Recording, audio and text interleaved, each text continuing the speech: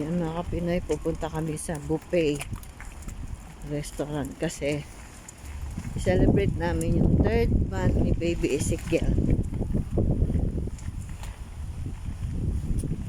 Kasi uwi na ako ng Pilipinas sa 22. Kaya kakain kami sa labas. Ano ba pangalan ng lugar na to? Yan, may Holiday Hotel dyan, guys. Ito yung buffet na pupunta namin. Ang ganda.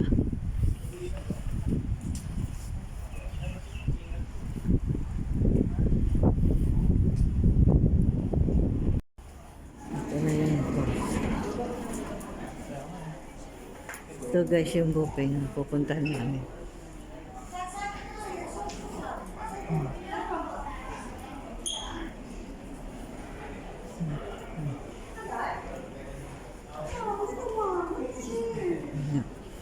Ito yun guys.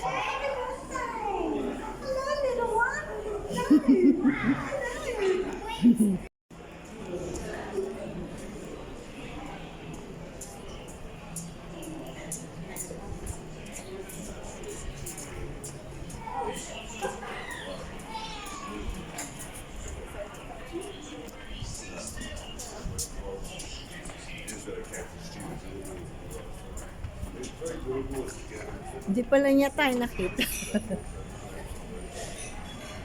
May mga gaming pa dito.